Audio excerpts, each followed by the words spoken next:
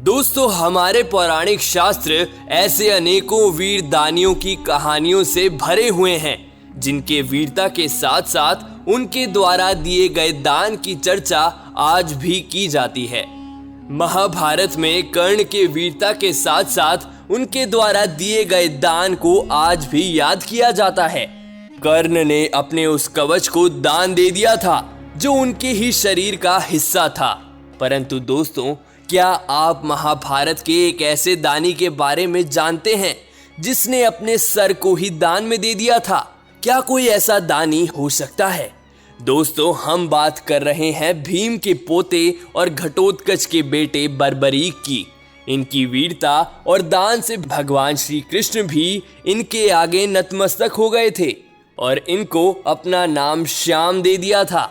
तब से इनको खाटू श्याम के नाम से जाना जाने लगा।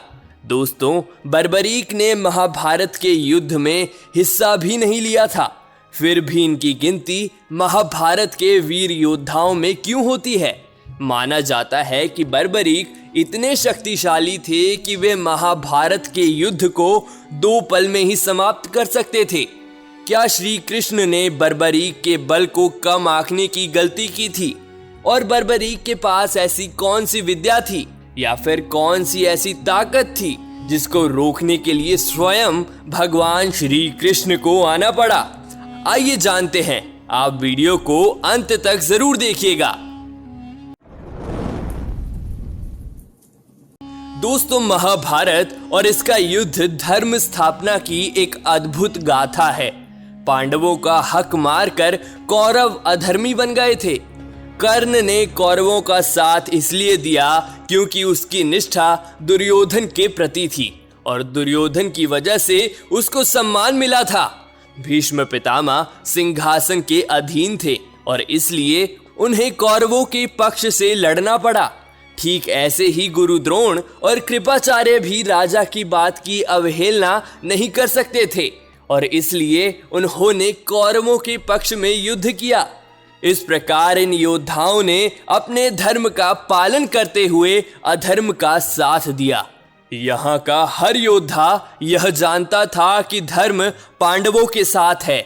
इसके बावजूद उन्होंने अपनी किसी न किसी मजबूरी की वजह से दुर्योधन के पक्ष में युद्ध किया।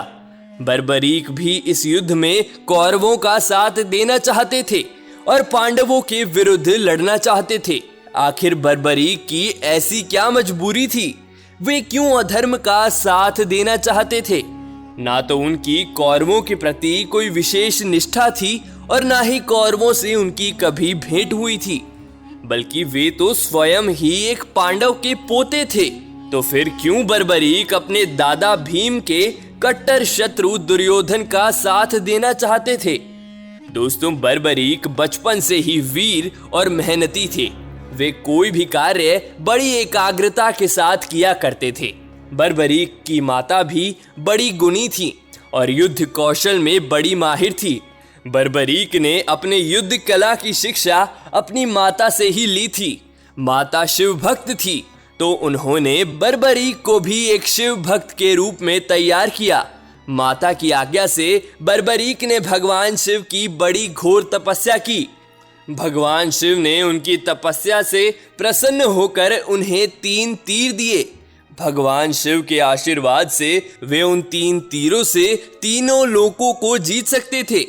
बड़े से बड़े युद्ध को वे एक तीर से खत्म कर सकते थे। भगवान शिव ने बर्बरीक की भक्ति से प्रसन्न हो उन्हें सदा विजयी बने रहने का आशीर्वाद दिया था। इसका अर्थ यह है कि कोई भी कभी भी बर्बरीक को हरा नहीं सकता था।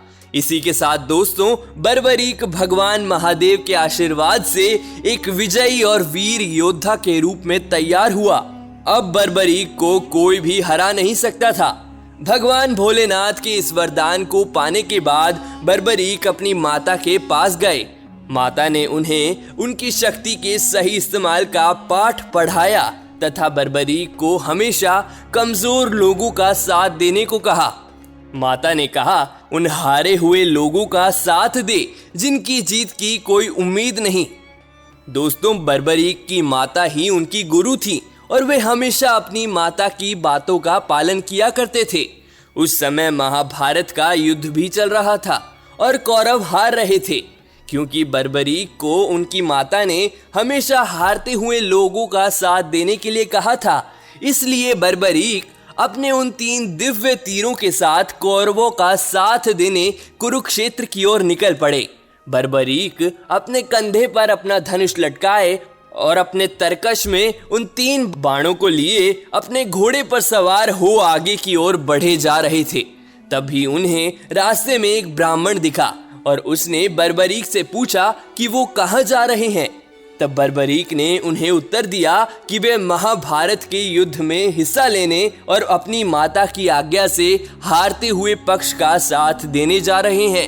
बर्बरीक का उत्तर सुन वह ब्राह्मण जोर जोर से हंसने लगा। उसने हंसते हुए बर्बरीक से पूछा कि वे मात्र 3 तीर में महाभारत का युद्ध कैसे लड़ेगा। तब बर्बरीक ने उत्तर दिया कि ये महादेव के आशीर्वाद से मिले वो दिव्य तीर हैं जो अपना निशाना साधने के बाद पुनः तरकश में आ जाते हैं। उन्हें तो तीनों तीरों के इस्तेमाल की जरूरत ही नहीं, वे मात्र एक तीर से ही पूरे महाभारत के युद्ध को पल में ही समाप्त कर सकते हैं। तब उस ब्राह्मण ने बर्बरीक से कहा कि वे इस चमत्कार को देखना चाहते हैं। क्या उनका एक तीर वहां मौजूद पेड़ के सारे पत्तों को भेद कर पुनः तरकश में वापस आ सकता है? बर्बरीक ने ब्राह्मण की उस चुनौती को स्वीकार कर लिया और निशाना लगाना शुरू किया। तभी बर्बरीक ने यह देखा कि उस ब्राह्मण ने एक पत्ते को अपने पैरों तले दबा रखा है। बर्बरीक ने उस ब्राह्मण को अपना पांव उस पत्ते से हटाने के लिए कहा, नहीं तो उसका अचूक बाण उनके पैरों को भी छेद देगा। दोस्तों, बर्बरीक की कुशलता से प्रसन्न होकर उस ब्राह्मण ने बर्बरीक से उनका सर दान में मांग लिया और उस महान बर्बरीक ने बिना कुछ सोचे समझे उस ब्राह्मण को अपना सर दान में दे दिया। दोस्तों, वे ब्राह्मण और कोई नहीं बल्कि स्वयं भगवान कृष्ण थे, जिन्होंने बर्बरीक को कौरवों का साथ देने से रोका था, क्योंकि बर्बरीक अगर एक बार कुरुक्षेत्र के मैदान में चले जाते तो पांडवों की जीत और धर्म की स्थापना असंभव हो जाती। बर्बरीक के इस महान कार्य को देखते हुए श्री कृष्ण ने स्वयं उन्हें नमन किया और अपना नाम उन्हें दे दिया।